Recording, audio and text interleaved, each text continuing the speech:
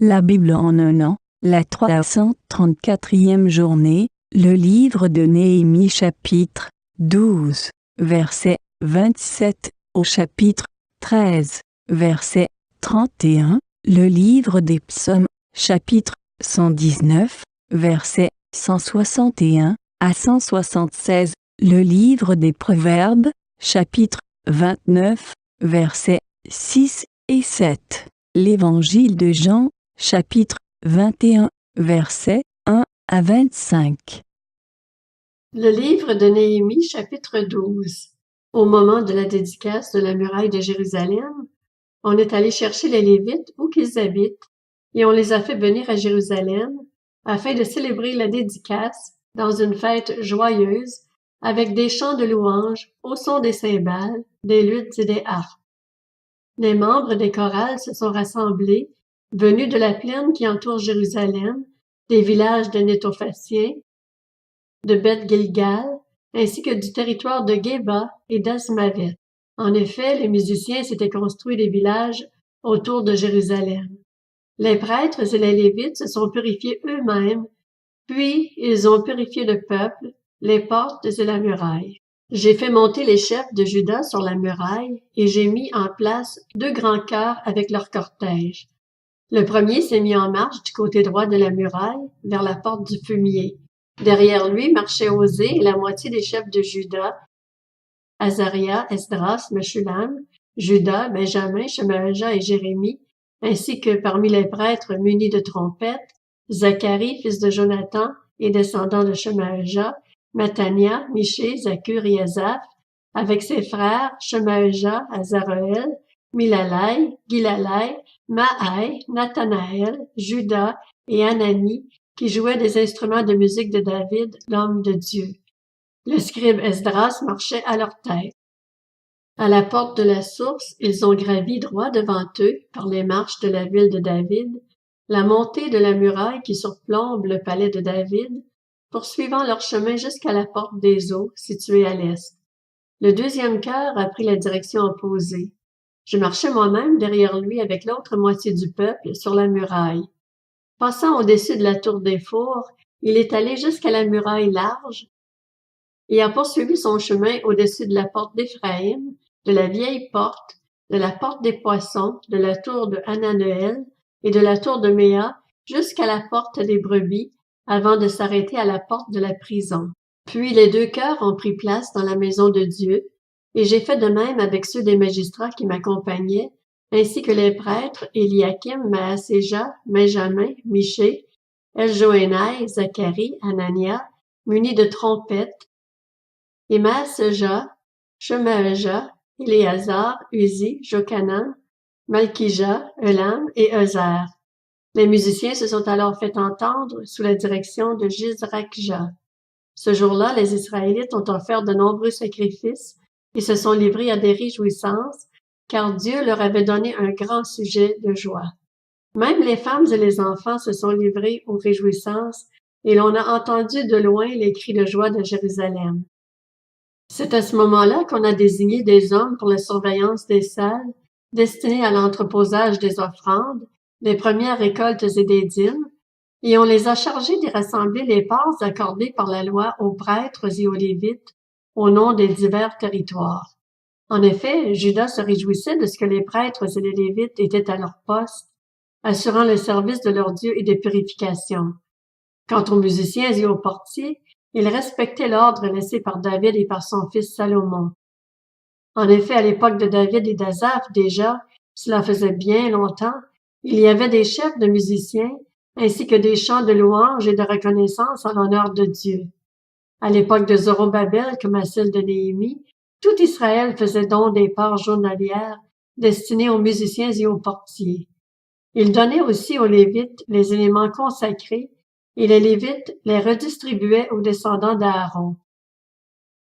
Le livre de Néhémie, chapitre 13.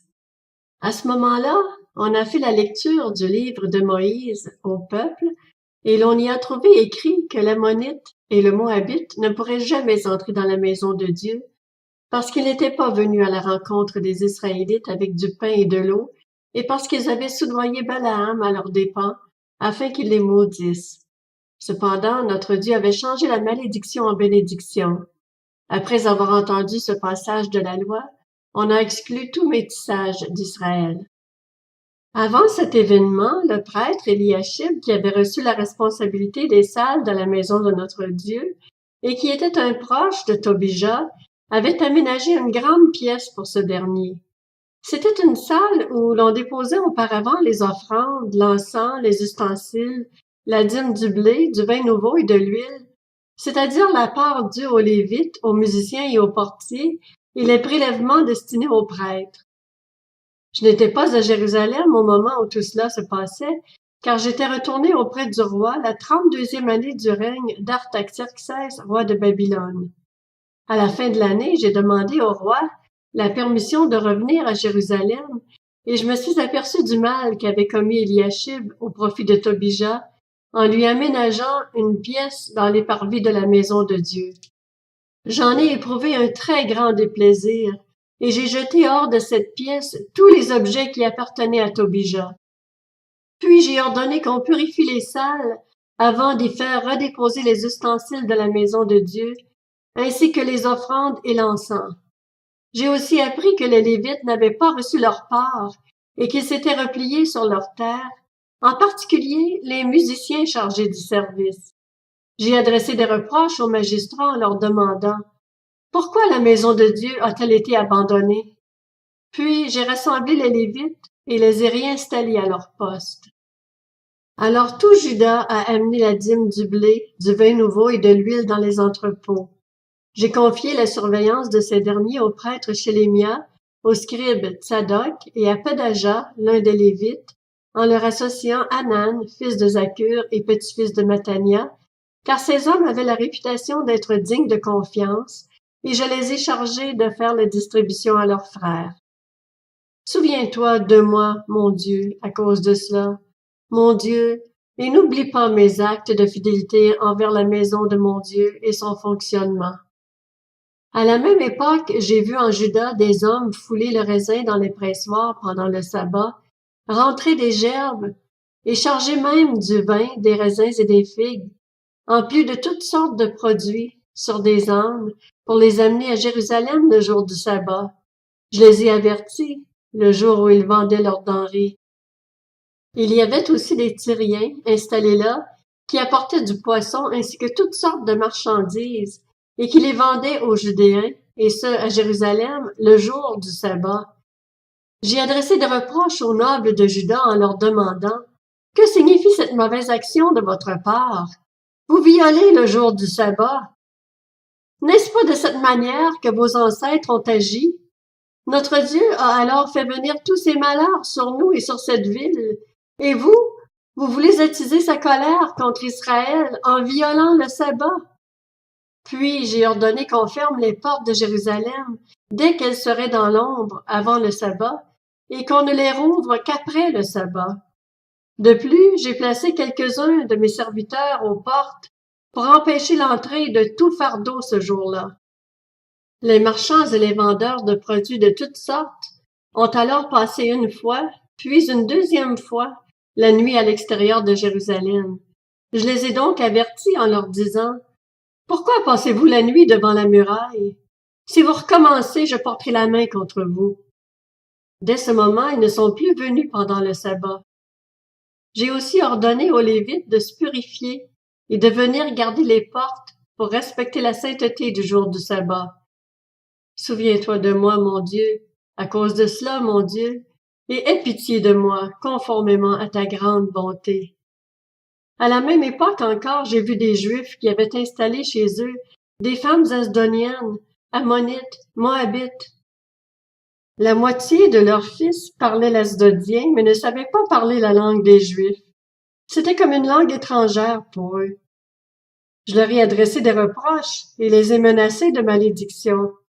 J'ai frappé quelques-uns de ces hommes, leur ai arraché des cheveux et leur ai fait prêter serment au nom de Dieu en disant « Vous ne donnerez pas vos filles en mariage à leurs fils et vous ne prendrez leurs filles comme épouses ni pour vos fils ni pour vous. » N'est-ce pas à cause de cela que Salomon, le roi d'Israël, a péché? Aucun roi n'était son pareil parmi toutes les nations. Il était aimé de son Dieu et Dieu l'avait établi roi sur tout Israël.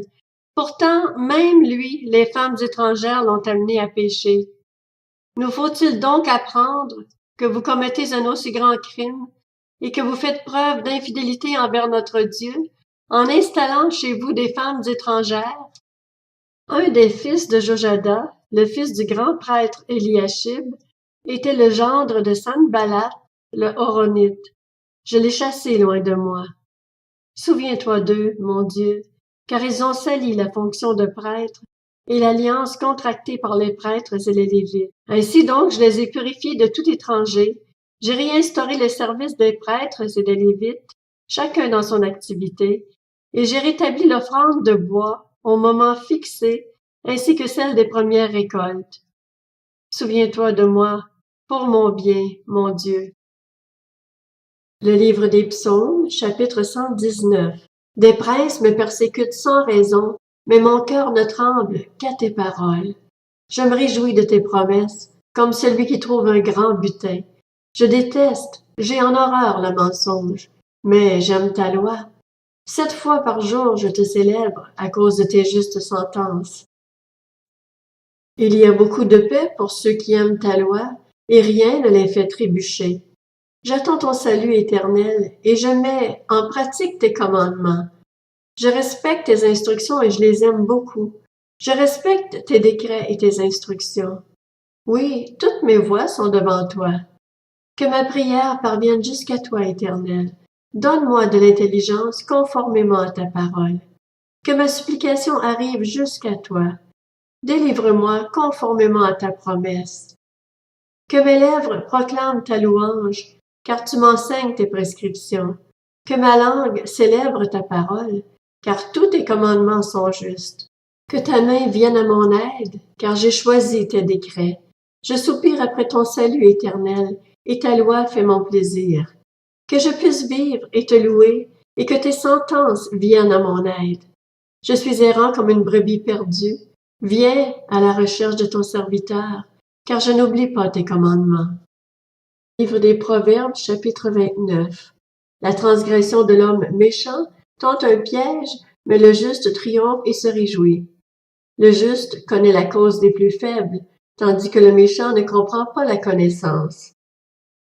L'Évangile de Jean, chapitre 21. Après cela, Jésus se montra encore aux disciples sur les rives du lac de Tibériade. Voici de quelle manière il se montra. Simon-Pierre, Thomas, appelé Didyme, Nathanaël qui venait de Cana en Galilée, les fils de Zébédée et 2 autres disciples de Jésus se trouvaient ensemble. Simon-Pierre leur dit, « Je vais pêcher. » Ils lui dirent, « Nous allons aussi avec toi. » Ils sortirent et montèrent aussitôt dans une barque. Mais cette nuit-là, ils ne prirent rien. Le matin venu, Jésus se trouva sur le rivage, mais les disciples ne savaient pas que c'était lui. Il leur dit, « Les enfants, n'avez-vous rien à manger? » Ils lui répondirent, « Non. » Il leur dit, « Jetez le filet du côté droit de la barque et vous trouverez. » Ils le jetèrent donc. Ils ne parvinrent plus à le retirer, tant il y avait de poissons. Alors le disciple que Jésus aimait dit à Pierre, « C'est le Seigneur. » Dès qu'il eut entendu que c'était le Seigneur, Simon-Pierre remit son vêtement et sa ceinture, car il s'était déshabillé, et se jeta dans le lac. Les autres disciples vinrent avec la barque, en tirant le filet plein de poissons, car ils n'étaient pas loin de la rive, à 100 de mètres. Lorsqu'ils furent descendus à terre, ils virent là un feu de braise avec du poisson dessus et du pain.